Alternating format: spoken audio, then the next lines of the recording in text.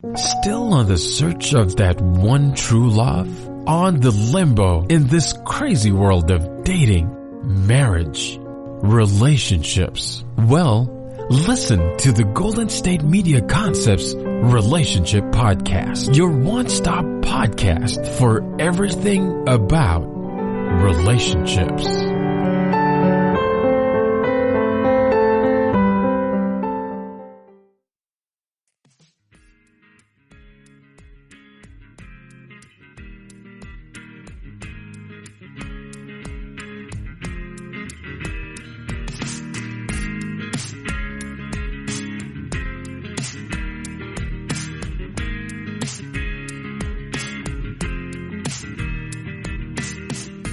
Hello and welcome to the GSMC Relationship Podcast, brought to you by the GSMC Podcast Network. I am sometimes your host, Sarah. I have filled in for John on occasion, and on this occasion I was actually able to do an interview for John with author Larry Shushansky regarding his book Independent Enough, a book about relationships. And the cover says, our happiness and well-being is determined by the quality of interactions we have with others. The back of the book says, in our culture, being independent is highly valued, but being totally independent is impossible. We depend on the many relationships in our lives, not because we rely on other people, but because through relationships we become aware of changes we need to make. The most meaningful and lasting changes do not come from pleasing others. They don't come about by what others do for us. They come from taking a look at ourselves within the context of our relationships before deciding what we need to do to improve our relationships. Independent Enough is about creating the relationships we want, regardless of what someone else is doing.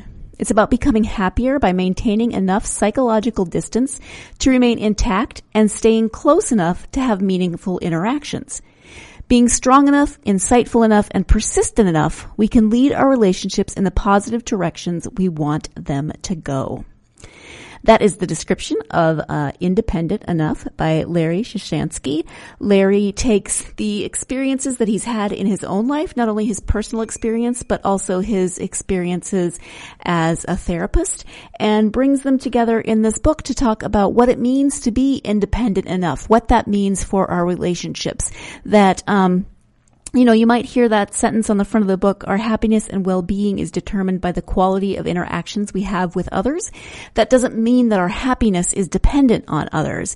It's dependent on our being able to recognize the quality of our interactions, to be able to, I don't want to say control, but be able to know ourselves well enough that our interactions with others reflect our knowing ourselves, while realizing that relationships are about dependency, not codependency, but being dependent on one another. We are always dependent in some way on our relationships. So Larry's going to explain it much better in this interview. Let's go ahead and get to that. Again, the book is called Independent Enough by Larry Shushansky. Hi, Larry. Welcome to the podcast. Hi, Sarah. Thanks for having me. I appreciate that a lot. Thanks for being here. I'm excited to talk to you about your book. It's called Independent Enough, a book about relationships. Before we get to the book, though, if you could share a little something about yourself so our listeners can get to know you, that would be great. Sure. I was born in the South, in Norfolk, Virginia, actually. And we spent every summer down at Virginia Beach, and it was just a wonderful, wonderful, wonderful experience and lots of fun. We'd be in the water from 8 in the morning until dinner time. And I think if my upbringing had just stopped there, it would have been pretty good. But my father was abusive, particularly to me. In fact, I remember once where he thought I'd lost a 25-cent screwdriver, and he almost beat me to death that one time. And so I took quite a lot of beatings. Yeah, I took quite a lot of beatings. And as a result, I mean, it's probably a combination of a lot of different things. But when I finally went off to college, I was really immature and really had no idea of how to navigate people and situations and relationships. And I was just an absolute wreck. And by the time I was 20, I was actually sticking needles in my arm. I can actually remember the first time in my dorm room when I stuck a needle in my arm, and the rush was just like so intense and just that's the best way to just so intense that I ran to the sink of my dorm room and I threw up. And from there, I did a lot of alcohol and a lot more drugs and became addicted and eventually went in. I got drafted because I failed out of school and did my stint in service. Went back to school, went back to graduate school, and became really interested in family systems because that's my. I guess I had such a hard time with relationships. I just wanted to see what that was all about. And I've actually been trying to write this book for about 35 years, Sarah. It just, and I've never had the wherewithal to get it off the ground. And I've written thousands and thousands of pages, and it never coagulated. It never just got culminated. And then in 1991, I was diagnosed with hepatitis C, which stemmed from my drug years. And that was in my almost, I was about 40 at that point, or close to being 40 at that point. Excuse me. And that was tough. I went through 2 trials of interferon and ribavirin. One of them almost killed me, so they had to take me off. My platelet counts dropped so much. Then I stopped all treatments totally. They just couldn't find something that was working. And I made a commitment to go straight. I haven't had a drink or any kind of drugs for about 30 years now. I made a commitment to my spirituality and made a commitment to eating better, exercising, and kind of just being a decent person. And I did that. And about 3 years ago, I was in a stage 3 trial for a new medication for the hepatitis C. And within 2 weeks, it was gone. It was truly like a miracle. I didn't realize that all those, it was something. It was like I'd known myself for the first time in my life. I had energy. I didn't have to take naps. I wasn't depressed anymore. And that all that work I had done for so many years kind of just coagulated in my head, and it was just sharp. And that's when I was able to write the book. And since then, I've written the book. I've been on podcasts and radio stations, and my purpose is to get the ideas behind the book out as much as possible, because I think that one of the core issues in our lives that contribute to our well-being and happiness are relationships, and most of us don't do it very well, and I'm included in that. I've gotten a lot better, I can tell you that, since getting clean and since being cured of the Hep C. I've been able to do the work that I've wanted to do for so many years. So that's my story in a nutshell. Wow, that's quite the journey, and it's pretty amazing that it led you to this place and to writing this book. Which, one thing that I really appreciate about the book is that the chapters are not terribly long, so you can just kind of sit down and take in a chapter and go through it at your own pace. Right. I think that's really good for people in kind of this busy world right now to be able to just kind of take it in pieces. Yeah, it was meant to be written simply. There's a number of people who have really appreciated that, and it's kind of like how I relate to people is pretty simply, and that's what we wanted the book to be, and that's what it came out to be, which was really nice. And people say they can either read it quickly or they can read chapter by chapter or story by story, because as you've read the book and you know that it's filled with my own personal stories of relationships and all the faux pas I've made and all the ins and outs I've done in relationships in work and with friends and in my marriage and with my sons and daughter, and it's just it's somewhat, I don't know if entertaining is the right word, but I think a lot of people have told me that it's pretty engaging while being simple at the same time. So now you have a bit of a better idea about the premise of the book and the way the book is structured. When we come back, we're going to take our first break of the podcast, obviously. And when we come back, we're going to talk a little bit more about the structure of the book and the way Larry's writing is approachable and relatable. So stay tuned. You're listening to the GSMC Relationship Podcast, and I'll be right back. The GSMC Sex Podcast is a show that examines all aspects of sexuality, from physical to emotional to spiritual. Join our hosts as they discuss age-old questions, common misconceptions, and the latest topics surrounding sex. They'll tackle topics about sexuality from the complicated to the hilarious and everything in between. GSMC Sex Podcast is your show for all of your questions about sex, even some you might not have thought of yet. Download the GSMC Sex Podcast on iTunes, Stitcher, SoundCloud, Google Play, or anywhere you can find podcasts. Just type GSMC in the search bar.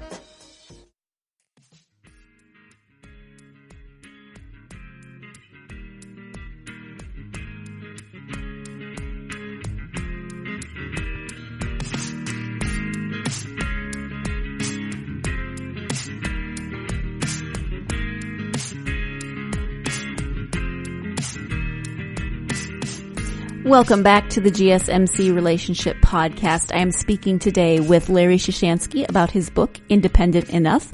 And before the break, Larry was speaking about the structure of the book, the way the book is written, how it is made to be very approachable and relatable. And we are going to continue talking a bit about that structure of the book. So let's go ahead and get back to the interview.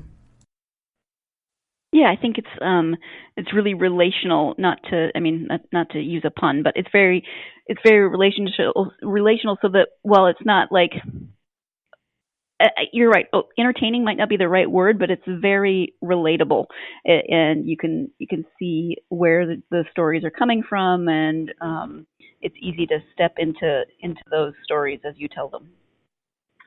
Yeah, I've learned that, being a therapist or an author and a speaker, that I'm really nothing special. I've got the same flaws and difficulties and struggles as everybody else has. And it's what really connects me with everybody. And it's what enabled me to write the book in the first place, because a lot of us have a tendency to think that we're neurotic, or we're just not doing things right, or, life is too much of an effort, but it's just who we are as people. And hopefully that comes across in the book as well. And hopefully it comes across when I do speaking engagements too. Yeah. So give us kind of a brief overview of the premise of the book.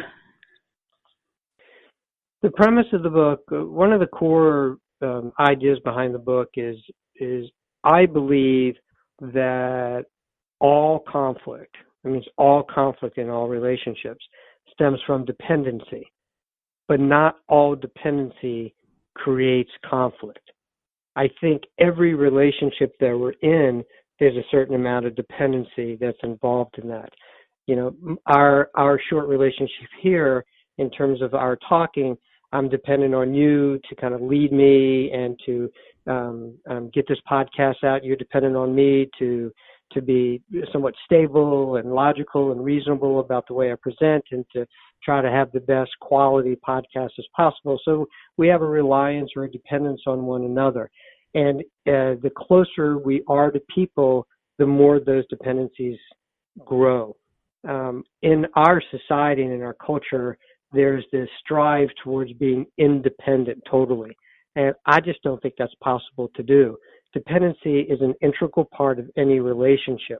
And it's what creates the bond we have with other. And the longer we're in relationship, the more dependent we become on that relationship. Generally speaking, that's fine. The problem is when we run into conflict, that actually stems from that dependency, which is healthy, which has turned unhealthy.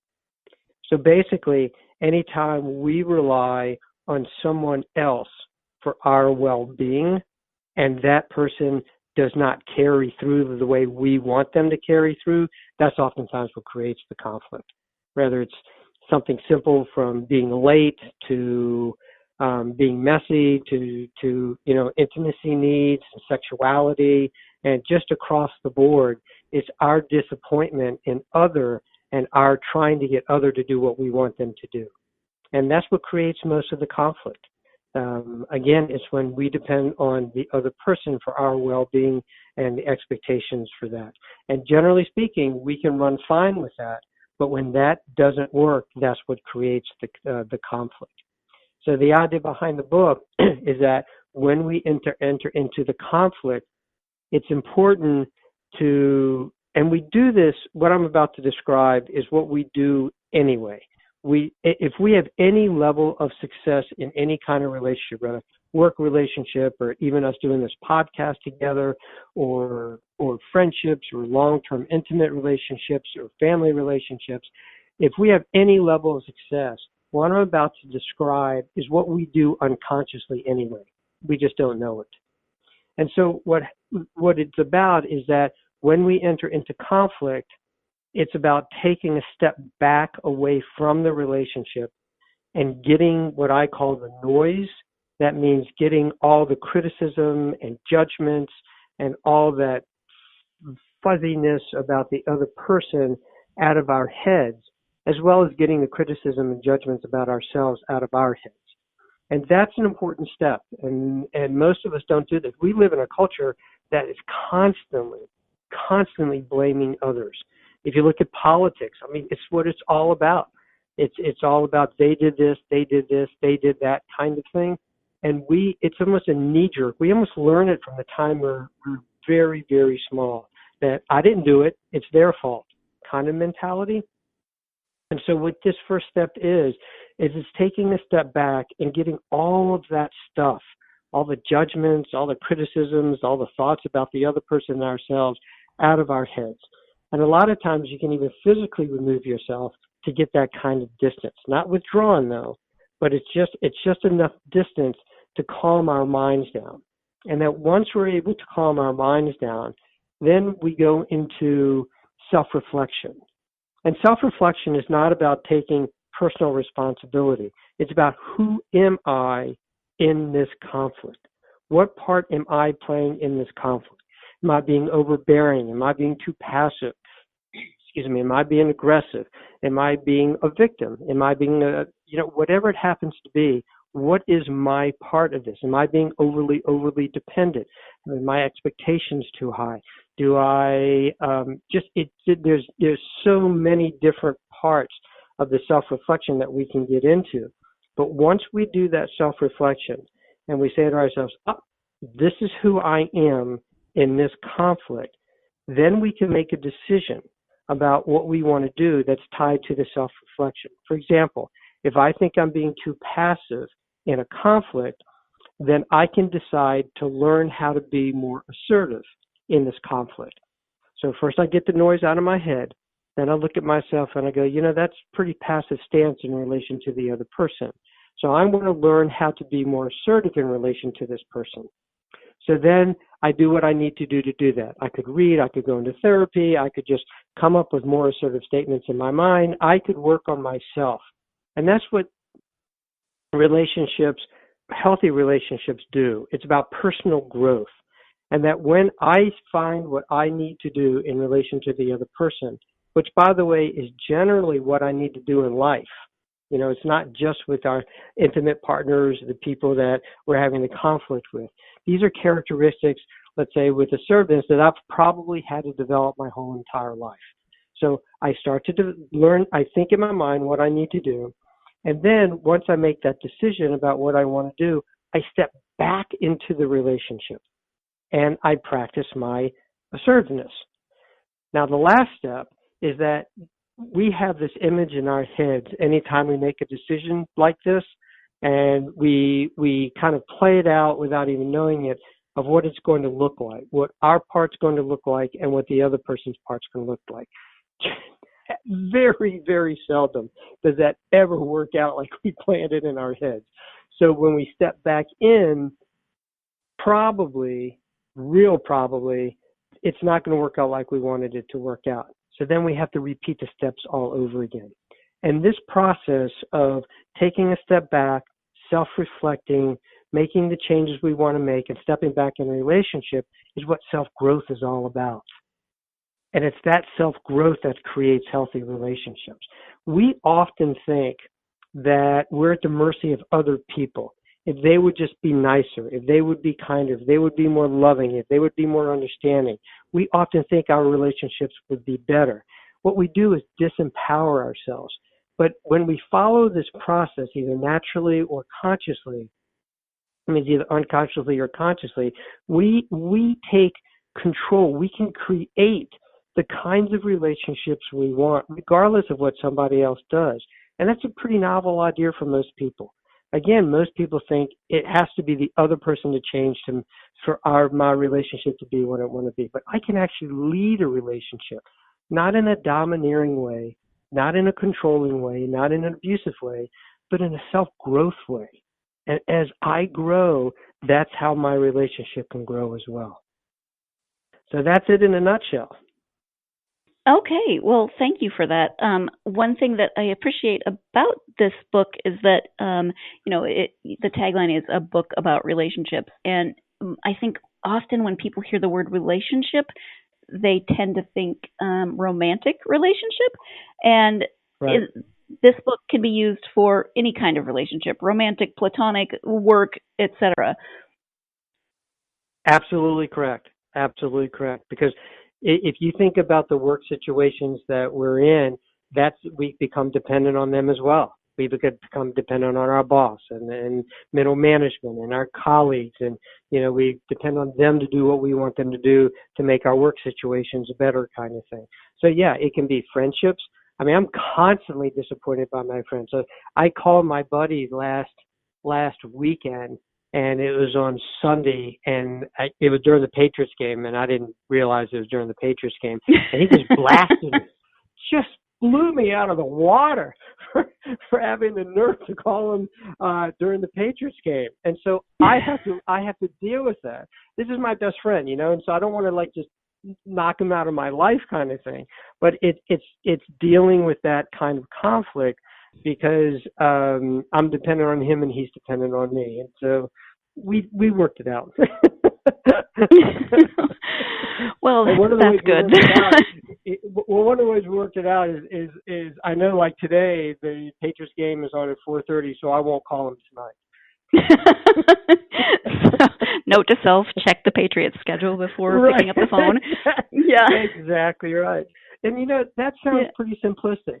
But when we get into those kinds of situations, as minor as that really is, when we get into those kind of situations, we get hurt. We take a step back. We get a little tweaked around this. And our tendency, again, is to go, what's the matter with him? It's only a stupid Patriots game. I'm his best buddy. Why can't he talk to me, kind of thing?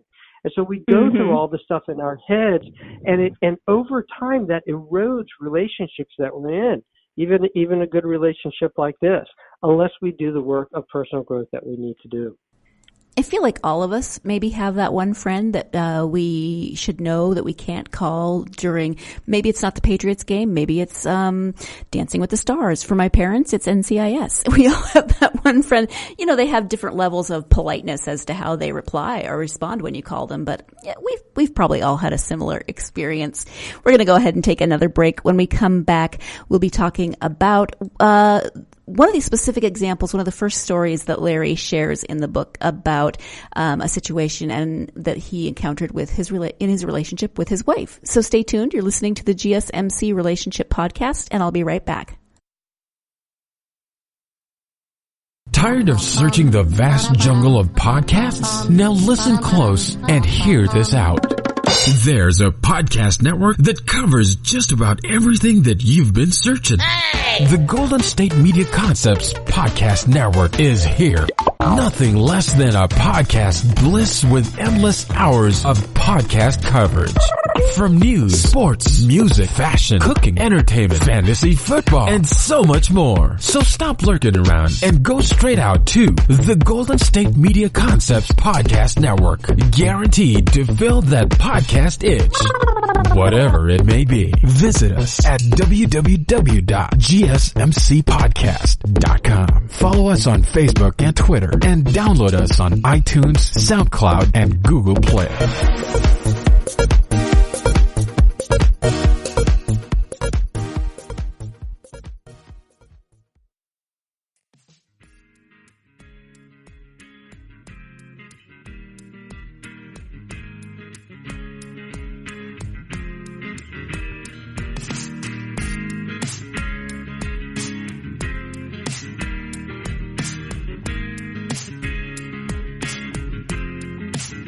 Welcome back to the GSMC Relationship Podcast and my conversation with Larry Shushansky about his book, Independent Enough. Before the break, we were talking about his friend and that fateful call during the Patriots game.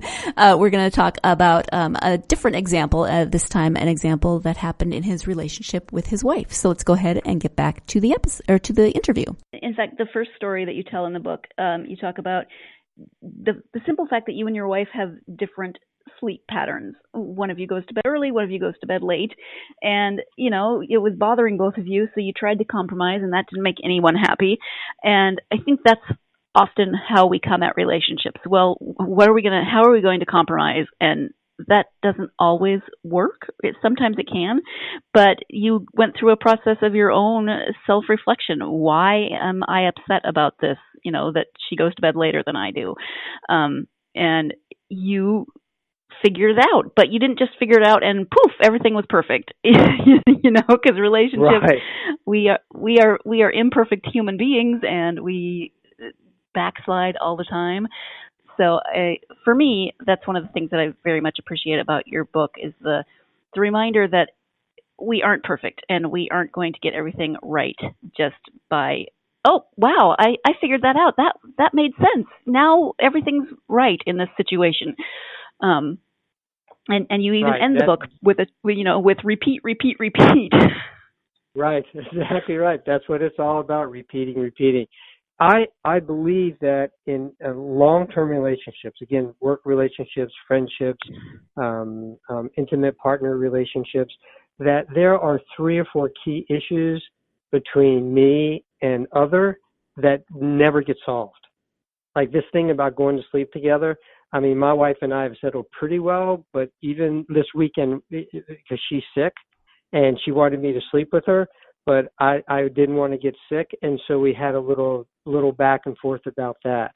Because I think those 3 or 4 key issues, they never get resolved. But what happens, for example, that you just gave about going to sleep together, our disagreement around this, or our conflict around this, looked differently the first year we were married. It looked differently the 10th year we were married, the 20th year we were married, and the 35th year we're married. We evolved the issue along. It didn't stay stagnant. And in a lot of relationships, the issues stay stagnant. Now, I don't expect to ever solve this. I mean, probably to the day we die, we won't solve this. But it evolves along. And as we evolve this issue, we evolve as individuals and as a couple. And that's where our love really, really gets deep and tender. As we're making a commitment to each other and to ourselves to evolve the same issue over and over and over and over and over again. And that's, a lot of our expectations are exactly what you say. If I do this once, or we've talked about this 10 times, why do we have to keep talking about it? Well, because there hasn't been the personal growth and there hasn't been the evolution. People get tired of talking or dealing with the same issues, but it's just, I don't know, I don't remember if this is even in the book or not, but when my father was dying of prostate cancer, he had gotten down to about 80-some pounds. He was like half his body weight. And it was a couple of days before, he died, and he's lying in the hospital bed. And my parents had argued about the way he ate for years because he had a heart attack.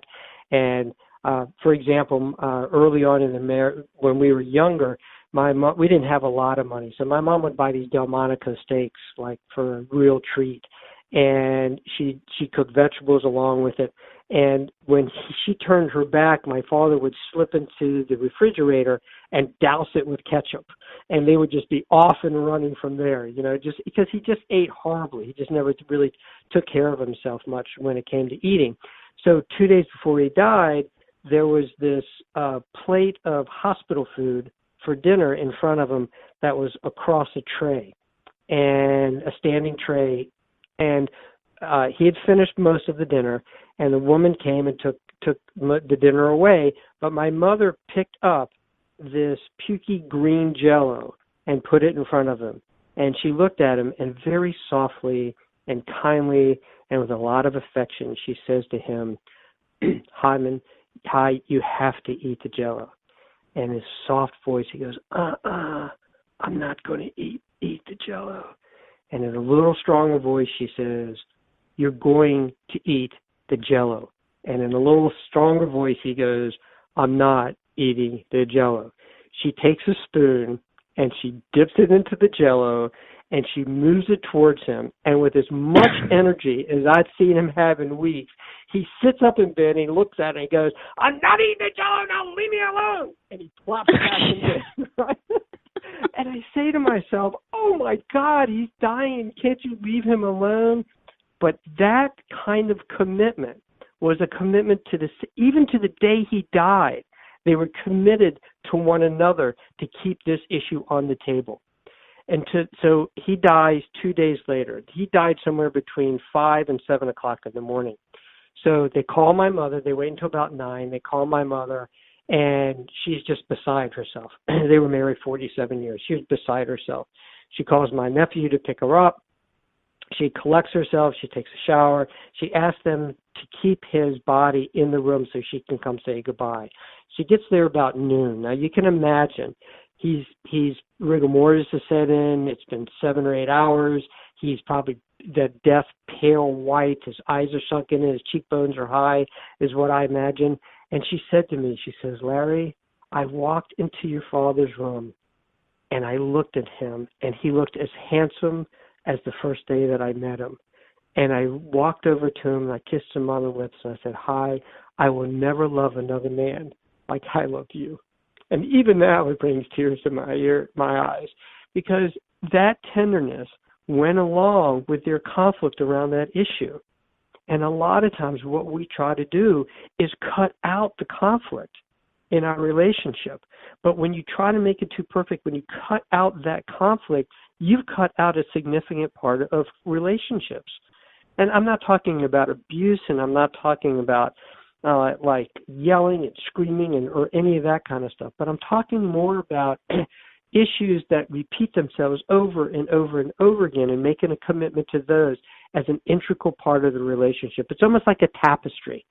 If you ever look at a tapestry, like there's a Moreau tapestry up in the Smithsonian in Washington years and years and years ago, and you look from afar, and it's like 3 stories. The thing is huge. And you looked at it, and it was absolutely gorgeous. And as you got closer to it, you noticed all the flaws in the tapestry. All the ends that were torn, that were not completed, that was not properly done, kind of thing. And you go, yes, that's what it's about. It's not about a perfect. It's about learning how to take those flaws, take those conflicts, take those difficulties. And I mean, if you think my wife wakes up every morning and looks at me and goes, my, what a handsome man, glad I married him, doesn't happen. She and I both have to learn how to deal with the parts of the relationship that don't work for us. And that's what my parents did for 47 years. Some mornings I wake up and look at my husband and think, oh, maybe I'll just put a pillow over there and ignore you for a while, And totally understand. I'm not going to smother him with the pillow. I'm just going to move it so I don't have to look at him.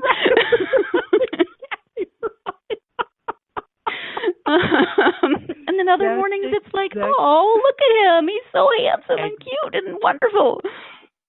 Sarah, that's exactly right. And to do away with those mornings when he's not as particularly attractive to you is a mistake, because it's just not perfect. But what a lot of people do is they'll wake up on those mornings and they'll look at their husbands and they'll go, and they'll withdraw. or they'll take those kinds of moments or those kinds of conflicts or the tensions or the things that they don't like, and it begins to erode the relationship. And part of self-growth that we need to do is how we do not let that erode the relationship, how we can look at those times and have that become an integral part of the love that we have for somebody. That's a terrific example, Sarah. In addition to the book, at the end there's also a workbook that you provide. So in terms of Yes. that workbook, what do you hope readers will take from that? What I've learned is that this takes practice. I hate to call it work, but it's more like practice to continue to self-grow, to continue to look at ourselves and self-reflect, to continue to make decisions and stepping into relationships. It's a practice. It's a daily practice. I do this almost every day in my mind, one way or the other. I saw a terrific movie last night, by the way. It was called It's a Beautiful Day in the Neighborhood. It's about Mr. Rogers and a magazine writer who interviewed him, and he was really wounded. And it was about their relationship and how it evolved over time. But one of the striking parts about it was that his wife in the movie, and I know this because I also saw the documentary. This is a fictional story based on a true story. But the documentary, which was put out about 8 months ago about Mr. Rogers, is that he practiced every day being the kind of person he wanted to be. He would pray. He would read scripture. He would work out. He would think about things differently. He would practice on a daily basis who he wanted to be as a person. And then every day, I'm trying to think of the man's name. I can't remember his name now. He's a New York Times. Well, actually, his name in the movie is different from the reporter's name in real life, I believe. I think I read an article, is it? but I think so. Okay. So, okay. So, I mean, that's not here nor there. I think his name was Lloyd in the movie, kind of thing. But one of the issues that struck me is how much work Mr. Rogers had to put in to become the kind of person he wanted to be in relation to everybody he met through his days.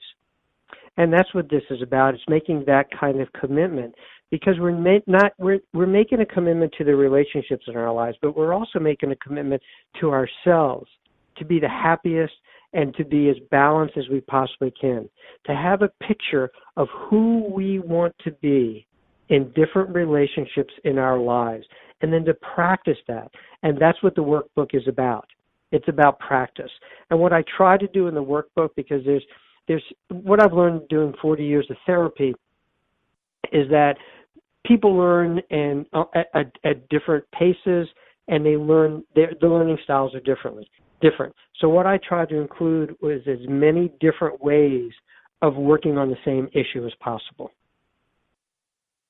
And it's a tough task to do, and I hope I covered most learning styles in it, or at least enough that people can get what they need to get. But that's what the workbook is about. It's about the daily work we need to do. Oftentimes when I do readings in the morning, I come across something that I'm reading, and there's a shift in my mind, like a aha moment kind of thing, like a little tweak in my mind. I stop reading at that point, and I carry that phrase or that word or that paragraph or that concept with me through the day. And I may even carry it through a couple of days, because that's what I know I need to work on. That's what that shift is all about. That shift tells us what issues we need to work on, or more specifically, that shift tells us what we need to do to grow to become who we want to become. And so that's what I do. And I may practice it every 15 minutes, every half an hour, once an hour. And if I forget for 4 or 5 hours, I'll pick it back up in my mind. And that's what I do daily. And that's what the workbook is about. Trying to incorporate growth on a daily basis. So that's what it's about. Yeah. Okay, thank you so much for that. You also do speaking engagements. You mentioned that earlier. Yes. So when you do speaking engagements, are those usually in larger groups? Are they smaller groups so you get one-on-one interactions with people? How do those normally work? They're both. I do small groups. I do book clubs. I've done book clubs of 10, 15 people, and then I've done conferences of 150 people. And I try to make it as conversational as possible, as informal as possible. It's harder to do with larger groups, but I usually leave time for questions and answers and back and forth and people who challenge me, and I love to be challenged. And so what I try to do with speaking engagements is make it as informal as possible and use a lot of storytelling and a lot of examples. And I ask for examples from people in the audience as well. And it's a lot of back and forth kinds of, it's almost like it's as much of a conversation as I can possibly make it, because that's the best learning tool for people. And my idea is really not to make money from this, because a lot of the books I just give out for free, particularly with speaking engagements that I do. But it's more about trying to get this idea out to more people. You know, I've been a therapist for 40 years, and I see a lot of couples and a lot of individuals who are struggling in relationships, either at work or their personal relationships. And what I've tried to do is, once I got cured of hepatitis C, I had the energy to start to think and to start to move out from behind closed doors into the community at large. And that's the purpose of what I'm trying to do now. That's what this podcast is about, trying to reach as many people as I can possibly reach.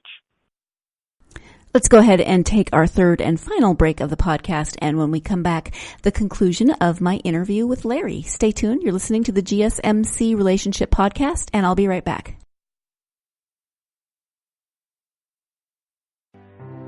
The GSMC Life and Happiness Podcast takes you on a journey of exploration. We'll discuss tried and true methods alongside the latest trends of how to best live your life to its fullest and happiest. From psychology to meditation, science to self-help books, the GSMC Life and Happiness Podcast will help you to discover what makes you happy and how you can live life being the best you possible. Download the GSMC Life and Happiness Podcast on iTunes, Stitcher, SoundCloud, Google Play, or anywhere you find podcasts. Just type GSMC in the search bar.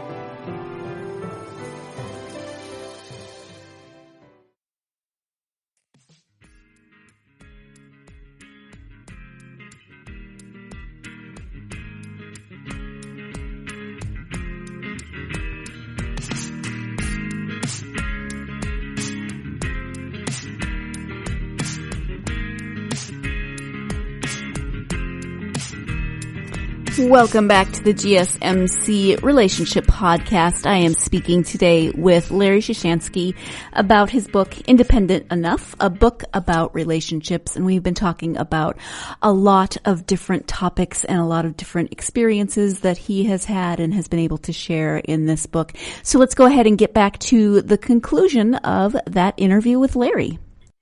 In addition to speaking engagements, I know you've written articles, you've written blogs. Do you plan on writing another book, do you think? Well, I want to try to, like I said, I want to try to get the word out around this to as many people as possible, as opposed to writing another book. I write a weekly blog, and articles are sporadic. I just wrote an article for a web page in England.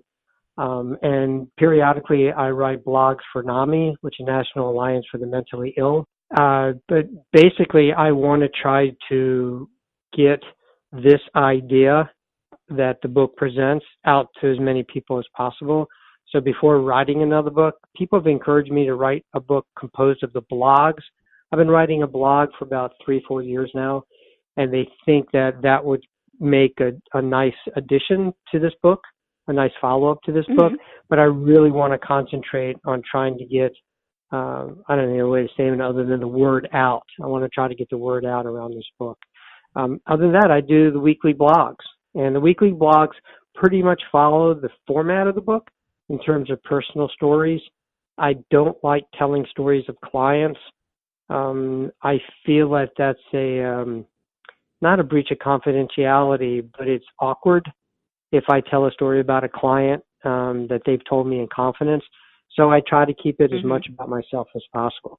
And trust me, there's enough interactions I have with people, places, and things that I've got plenty of material to work with.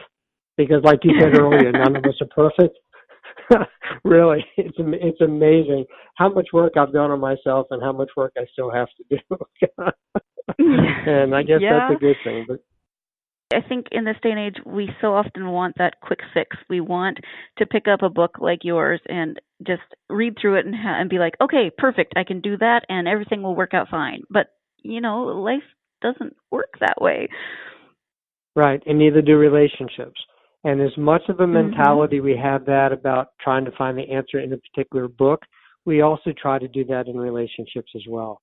And I think it's one of the myths behind relationships that if I do the right thing, if I find the right answer, one of the myths is if I find the right person, then my life will be blissful.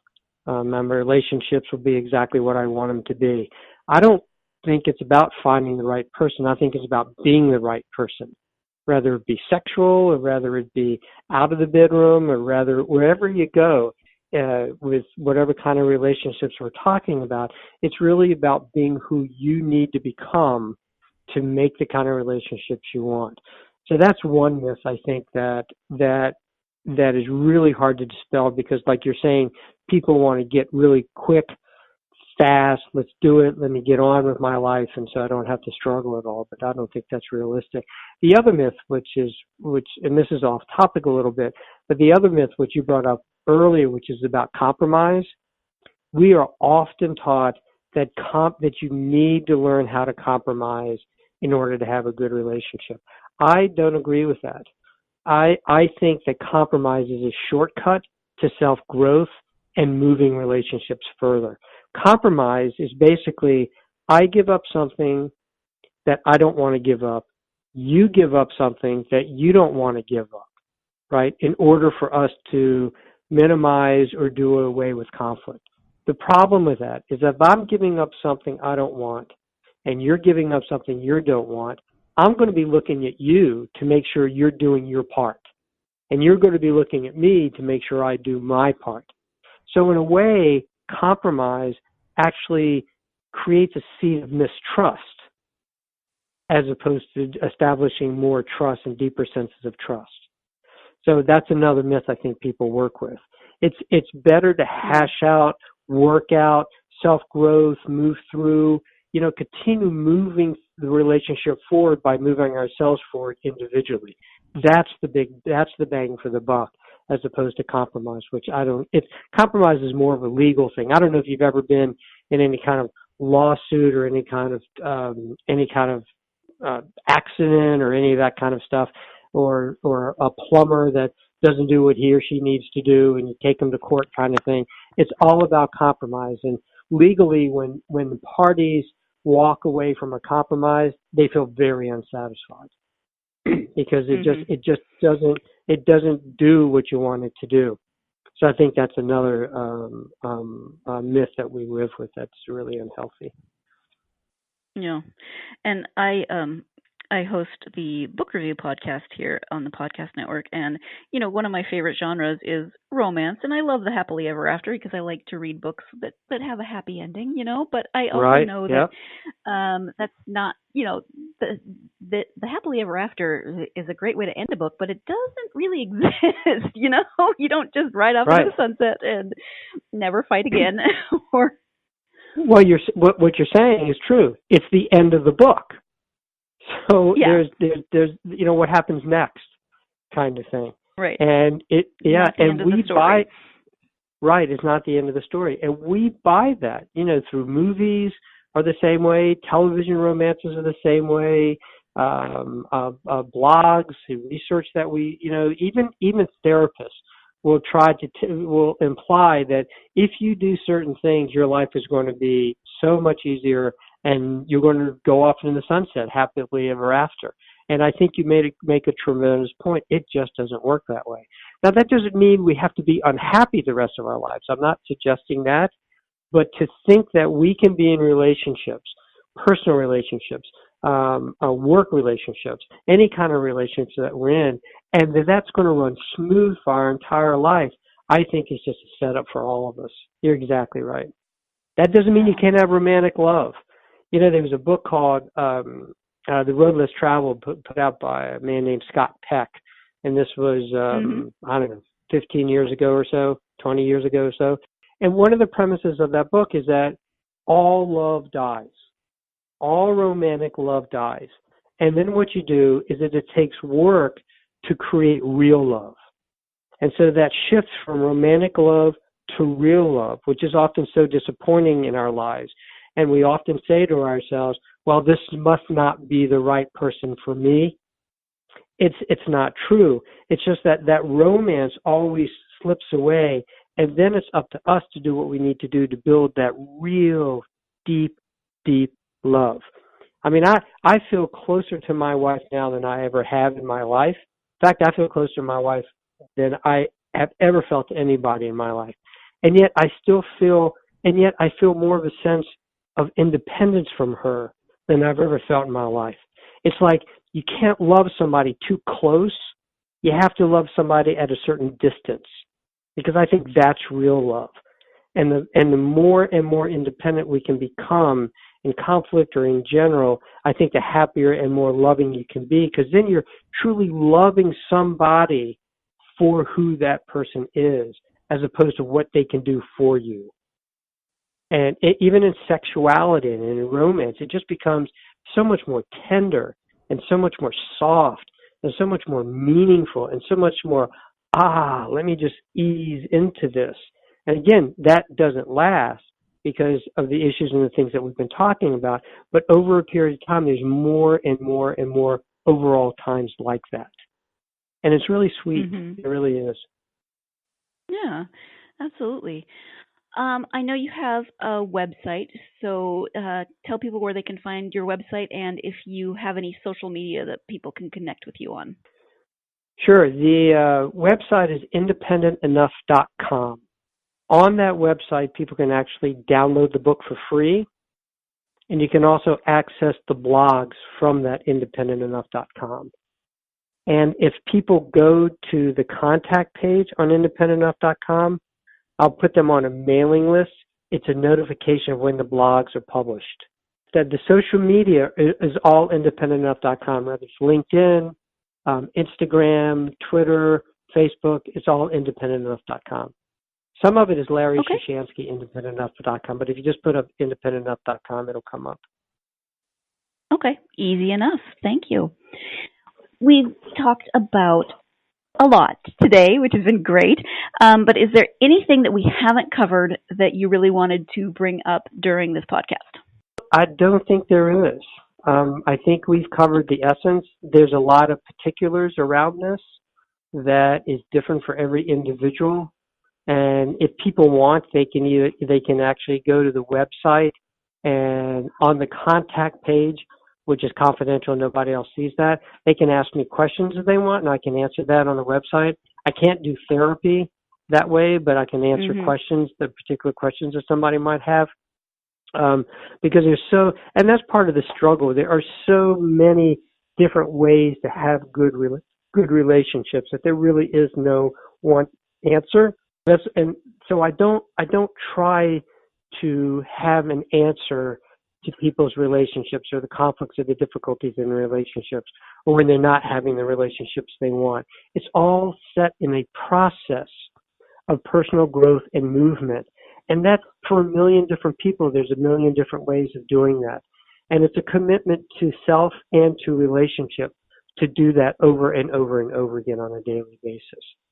But I think other than that, I think you've covered a lot of the essentials. All right. Well, thank you so much for taking the time to talk to me. I really appreciate it. The book is Independent Enough.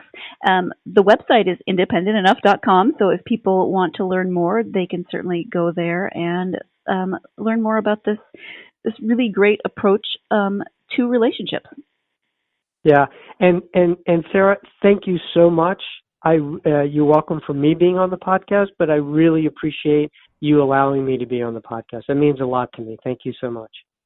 Once again, thank you so much to Larry for taking the time to talk to me. I mean, he said thank you for allowing him on the podcast, but that's just crazy talk. Of course, I would, I wanted him to come onto the podcast to talk about his book, to talk about his work, and I really appreciate him sharing so much of himself in that process. So thank you to Larry. Thank you, as always, to you, our listeners.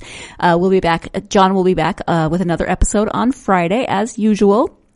In the meantime, I hope you have a great rest of your week. If you are a fan of this podcast, please do help us out by following us on social media, liking, retweeting, sharing, all of those wonderful words that go along with social media that I'm blanking on at the moment. But the best thing you can do and the most important thing you can do is to subscribe to this podcast, as well as give us a 5-star review would be wonderful. Subscribe and review. We would greatly appreciate it. Thank you so much. Have a great day, and John will be back on Friday.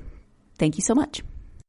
You've been listening to the Golden State Media Concepts Relationship Podcast, part of the Golden State Media Concepts Podcast Network. You can find this show and others like it at www.gsmcpodcast.com. Download our podcast on iTunes, Stitcher, SoundCloud, and Google Play. Just type in GSMC to find all the shows from the Golden State Media Concepts Podcast Network, from movies to music, from sports to entertainment, and even weird news. You can also follow us on Twitter and on Facebook. Thank you, and we hope you have enjoyed today's program.